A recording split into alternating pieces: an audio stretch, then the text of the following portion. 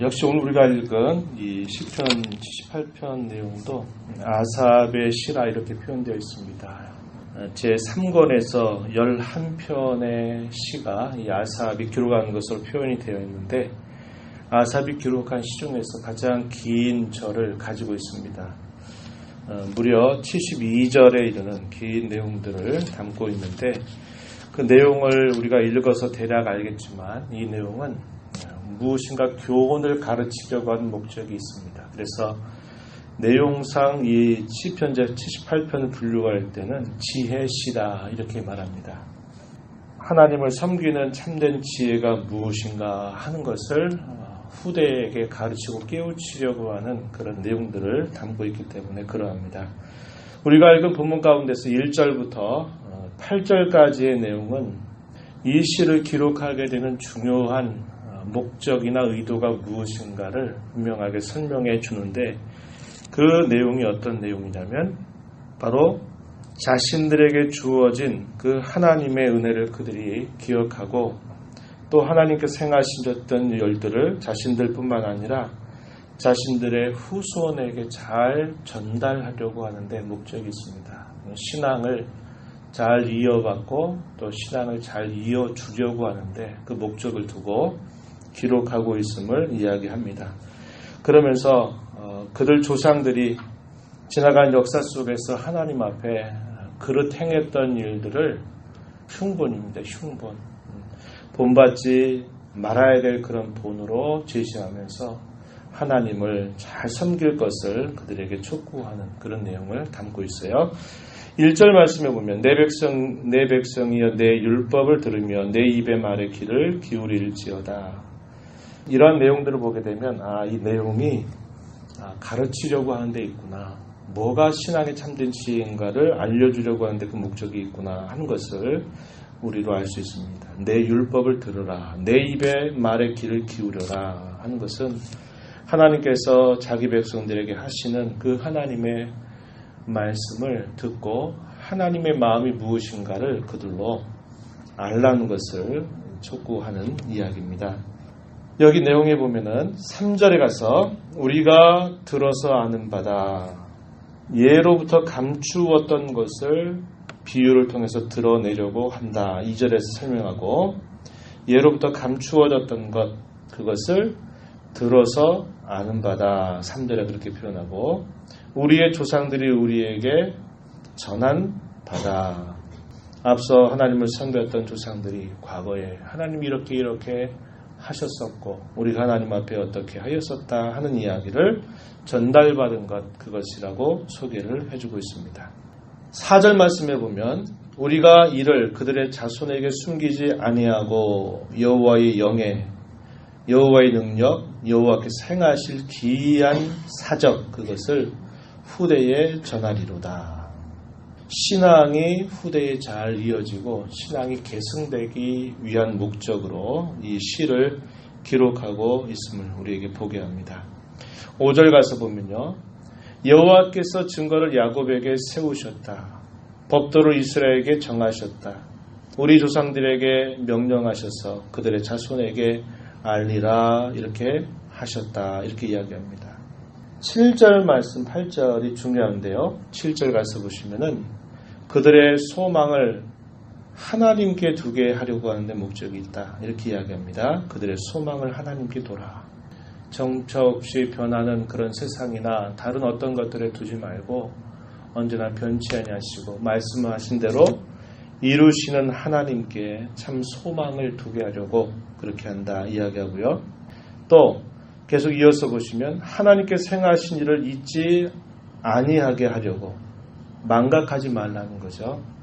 그리고 그의 계명을 지켜서 8절 가서 보면요, 그들의 조상들의 완고한 죄악이나 패역함을 따라서 살지 않게 하려고, 그들로 하여금 하나님의 말씀을 잘 지켜 살게 할 목적으로 이렇게 하라고 그 목적을 알려주고 있습니다. 8절에서 그들의 조상들 곧 완고하고 패역하여 그들의 마음이 정직하지 못하며 그 심령이 하나님께 충성하지 아니하는 세대와 같이 되지 아니하게 하려 하심이로다. 그러면서 지나간 역사 속에서 하나님을 향해서 그들이 얼마나 하나님이 하신 일들을 잊어버렸었던 모습이 있었는지, 또 하나님을 향해서 얼마나 반역하는 그들의 삶을 살았었는지, 그것을 역사적인 내용들을 짚어가지고 쭉 길게 소개를 해주고 있는 겁니다. 그 내용이 길게 9절로부터 마지막 절 내용들까지 계속 그 내용이 이어지고 있음을 우리가 볼 수 있어요. 이스라엘 백성들이 아마 하나님께 범한 그 죄에 대해서는 이렇게 핵심적으로 그 이야기를 전달하는데요. 10절 가서 보면은 언약을 지키지 아니하였다. 하나님과 맺은 그 언약에 있어서 하나님은 자기 백성들에게 충성스럽게 그 약속하신 것을 이행하시는 반면에 언약의 백성으로 부름받은 이스라엘은 하나님 앞에 언약의 충성을 저버렸다는 겁니다. 그리고 율법 준행하기를 거절했다, 이렇게 표현했고요.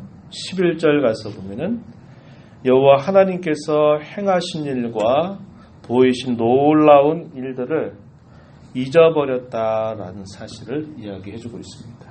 그러면서 그들이 그러한 일들이 어떤 형식으로 실제로 드러났었는가 하는 것에 대한 말씀들, 예를 들면 하나님이 행하신 일들을 잊어버린 일들에 관하여서는 바다를 갈라서 이스라엘 백성들을 이 애굽으로부터 나오게 하신 일들, 그것도 잊어버렸다. 낮에는 구름 기둥으로 밤에는 불 기둥으로 그들을 인도하신 것도 잊어버렸다.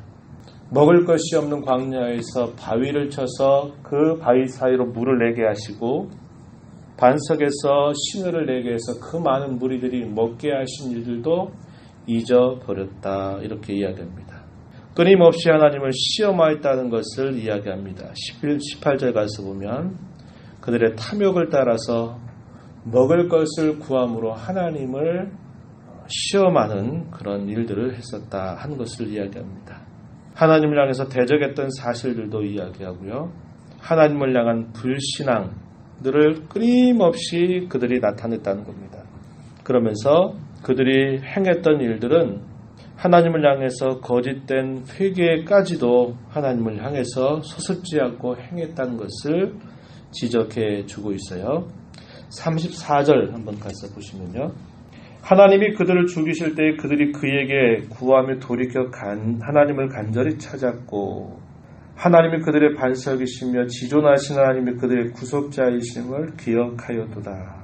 여기까지는 참 좋습니다. 왜요? 그들이 큰 위기를 만나고 근경을 만나니까 하나님을 찾았다는 겁니다. 그리고 하나님께서 자신들에게 어떤 분인가를 기억하였다고 이야기합니다. 문제는 뭐냐? 36절에 그러나 그들이 입으로 그에게 아첨하며 자기여로 그에게 거짓을 말하였다, 이렇게 말하는 겁니다. 하나님을 향해서 아첨했고 거짓을 말하였다. 어떻게 그렇게 했습니까? 37절에 이는 하나님께 향하는 그들의 마음이 정함이 없으며 그의 언약에 성실하지 아니하였기 때문이다, 이렇게 말하는 겁니다. 우리가 호세아 말씀을 오랫동안 읽어왔는데요. 호세아 말씀을 보면 그들의 죄악이 분명히 드러나는데 하나님을 향해서 그들의 마음을 속이는 겁니다. 물론 그들이 그렇게 속이려고 한 건 아니에요. 뭐냐면 그들의 행실이 그렇게 결국 속이는 결과를 가져왔던 것입니다. 그들이 공경에 처하면 하나님께 손을 벌리다가도, 그리고 그들이 그 가운데서 하나님 앞에 서원도 하죠. 하나님 잘 섬기겠습니다. 하나님이 도우셨으니 하나님의 은혜를 따라서 이제는 잘 섬기겠습니다, 이렇게 고백하지만 그들의 삶에 또 어려움이 지나가면 또 어떻게 하냐? 하나님을 향한 그들의 태도가 돌변해버리는 겁니다. 오래가지 못하는 거예요. 아침 안개와 같이, 사라진 이슬과 같이 그들의 태도가 달라져 버리는 겁니다. 그러니까 그런 거죠. 달면은 삼켰다가 쓰면은 뱉어버리는 그런 신앙생활을 끊임없이 해온 겁니다. 그걸 두고 거짓된 회개다, 이렇게 말하는 겁니다. 너희의 인애가 아침 이슬과 같고 안개와 같다, 이런 말씀을 하셨죠. 호세아서 6장에 있는 말씀에 보면 그런 말씀을 했는데, 이스라엘 백성들이 하나님을 그런 식으로 대하면서 하나님을 아주 욕되게 하는 그런 일들을 행했다는 걸 말하는 겁니다. 그뿐만 아니라 하나님께서 베푸셨던 그 많은 일들에 대해서 그들이 감사하지 않은 사실에 대해서도 쭉 설명을 하고요. 또 우상 숭배에 빠져서 하나님 외에 다른 신들에게 얼마나 그들의 마음이 향했는가 하는 것들도 끊임없이 있었음을 또한 소개를 해주게 됩니다. 그래서 지나간 역사 속에서 하나님이 그 백성들에게 어떻게 행하셨는지, 반면에 그의 백성들이 하나님을 향해서 어떤 형식으로 하나님을 향해서 반역하는 삶을 살았었는지, 이것을 아주 낱낱이 파헤치면서 이러한 잘못된 본을 따라 답습해서는 안 된다. 그러하기 위해서 신앙으로 하나님을 잘 섬겨야 되고 그 신앙을 다음 세대에 넘겨 주어야 된다 하는 것을 기록해서 후대의 말씀을 일게 하고 있음을 우리는 보게 되는 것입니다. 우리의 지나오는 삶의 내용들을 다 돌아보아도 늘 그런 거죠. 하나님은 저와 여러분에게 언제나 약속하신 대로 변함없이 우리를 향하시고 돌봐주시는데, 우리는 늘 하나님을 향해서 필요할 땐 도움 찾다가도 하나님께서 은혜를 주셔서 무엇인가 그분이 기대하시는 일들 앞에서는 또 그걸 다 잊어버리고 우리 하고 싶은 대로 하는 일 다 한다는 겁니다.